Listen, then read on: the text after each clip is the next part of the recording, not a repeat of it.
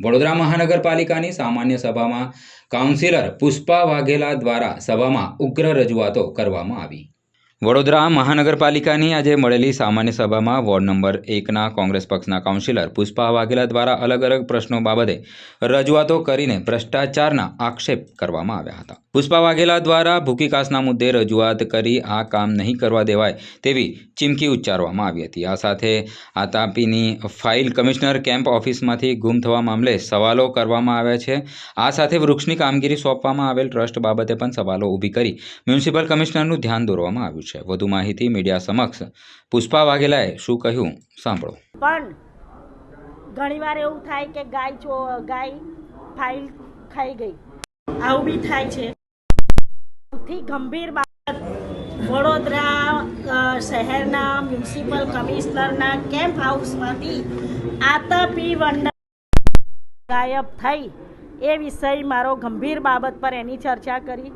ત્યારબાદ સદભાવના વૃદ્ધાશ્રમ, તમે આખા શહેરમાં જોયું હશે, સદભાવના વૃદ્ધાશ્રમના ટ્રી ગાર્ડ અને વૃક્ષો રોપ્યા છે। આ કોર્પોરેશનની સંસ્થા છે, નગરજનોના ટેક્સથી ચાલતી સંસ્થા છે। આ સંસ્થાની અંદર પ્રજાના 2 પૈસા બચે એવી કામગીરી નગર સેવકોએ કરવાની હોય। સ્ટેન્ડિંગ કમિટીમાં કોંગ્રેસના એક પણ સભ્ય નથી, 12 સભ્યો એમના છે। સ્ટેન્ડિંગ કમિટીની અંદર 17/8/2024ના રોજ ગાર્ડન શાખામાંથી એક દરખાસ્ત આવી હતી અને એ માનવ સેવા ટ્રસ્ટવાળાને, જે અત્યારે સદભાવના છે, નામે બોર્ડ લાગેલા છે, એમને 2000 રૂપિયા પ્રતિ વૃક્ષે 2000 રૂપિયા ચૂકવવાની દરખાસ્ત કોની આવેલી? તો મ્યુનિસિપલ કમિશનર તરફથી આવેલી હતી। આ લોકોએ 23/8/2024ના રોજ જે સ્ટેન્ડિંગ કમિટી મળી, આ સ્ટેન્ડિંગ કમિટીમાં કમિશનરના તરફથી આવેલી દરખાસ્તમાં 3000 રૂપિયા, પહેલાં 3300 ભાવ હતો, પછી 3000 કર્યા અને એના 2000ની જે દરખાસ્ત સ્ટેન્ડિંગમાં આવી એના આ લોકોએ પ્રતિ વૃક્ષે 1500 કર્યા, સર્વાનુમતે કર્યા। અને પછી બીજી સ્ટેન્ડિંગ કમિટી આવી, એમાં એમને પાછું આત્મજ્ઞાન લાગ્યું કે આ તો 1500 રૂપિયા એટલે ઇજારદારને 500 રૂપિયા ઓછા આપવાના, આવું ના પોસાય। એટલે એમણે પાછું બીજી સ્ટેન્ડિંગમાં 2000 રૂપિયા કર્યા। આજે તમે મને કહો કે સમા સાયકલ ટ્રેકનું કામ ચાલ્યું, 200 ઉપર ત્યાં ઝાડ રોપી દીધા। જેવું સાયકલ ટ્રેકનું કામ ચાલ્યું, બધા ટ્રીગાર્ડ સાથે આડા પાડી દીધા, બધા કાઢી નાખવામાં આવ્યા। એવું વડોદરા શહેરમાં વિશ્વામિત્રીના કિનારે 2 જગ્યાએ કામ કર્યા, એ પણ કાઢી નાખ્યા। એમણે જે બિલ મૂક્યું એ બિલ તમે 3 વર્ષ પછી ચૂકવવાનું હોય અથવા તો તમારે એમનું કામ થાય પછી ચૂકવવાનું હોય। એમણે 1,60,00,000 રૂપિયા જેટલું બિલ ચૂકવ્યું અને 3,40,00,000 રૂપિયા જેટલું બિલ બાકી છે।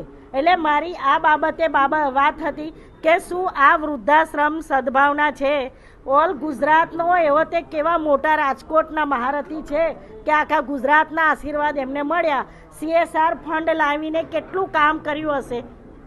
આ તમે જાહેરાત મૂકી તો એક જાહેરાત કોર્પોરેશન મફતમાં નહીં મૂકવા દેતા, એમની હજારો જાહેરાત મફતમાં છે, તો શું એક વૃક્ષ મફતમાં ના મૂકી શકે? તમે મફતમાં નહીં ને 1500માં, પણ 2000 રૂપિયા કેમ કર્યા? 500 વધાર્યા, સ્ટેન્ડિંગ કમિટીએ 500 ઓછા કર્યા અને પાછા એમણે જ વધાર્યા।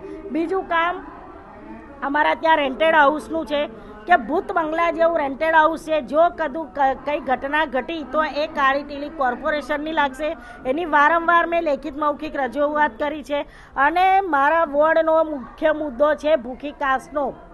મેં સમગ્ર સભામાં કીધું છે કે ભૂખી કાસ નિઝામપુરા ટ્રાન્સપોર્ટ હબ 2018માં 12,800 ચોરસ મીટર જગ્યા TP12 FP 79માં ફક્ત ટ્રાન્સપોર્ટ હબ બનાવવા માટે આપેલી હતી કોર્પોરેશને, અને એના બદલે અત્યારે જે બાંધકામ ઉપર થઈ ગયું છે એ ફ્યુચરિસ્ટિક ડિપાર્ટમેન્ટની ટાઉન પ્લાનિંગમાંથી પરમિશન લઈને થયેલું છે। ભૂખી કાસ ઉપર સ્લેબ ભર્યો છે, એની પરમિશન પણ ફ્યુચરિસ્ટિક ડિપાર્ટમેન્ટે ડ્રેનેજ પ્રોજેક્ટ શાખામાંથી લીધી છે, ઇજારદારે સ્લેબ ભર્યો છે। હવે તમે મારા છાણી જકાત નાકા રોડ ઉપર નવી ભૂખી રીરૂટનું કામ લઈને આવો છો.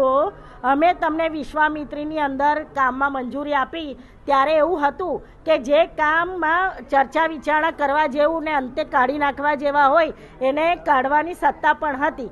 હવે તમે અત્યારે અમારા છાણી જકાત નાકા રોડ ઉપર ભૂખી રીરૂટનું કામ લઈને આવો છો 4 મીટર પહોળી ને 3 મીટર ઊંડી, એટલે જે વિસ્તારની અંદર નેવાના પાણી મોભે ચડાવવાના એ કામ અમે લડત આપીને બંધ રખાયું. તો હમણાં પાછું આપણે ટ્રાયલ ફીટના ખાડા ખોદેલા એ પણ મેં બંધ કરાવ્યું છે. મેં સમગ્ર સભામાં કીધું છે કે ભાઈ હું મરી જઈશ તો વાંધો નહીં, પણ મારા વોર્ડમાં કે 2 નંબરના વોર્ડમાં નેવાના પાણી મોભે ચડાવવાનું આ જે કામ છે એ કામ અમે નહીં થવા દઈએ. અને કોર્પોરેશનની લોકોના ટેક્સથી ચાલતી આ સંસ્થાની અંદર જ્યાં જ્યાં ગેરવહીવટ થશે ત્યાં અમે ઉગ્ર અવાજ અહીંયા રજૂ કરીશું અને એની ઉપર તમારી મનમાની અમે નહીં ચાલવા દઈએ.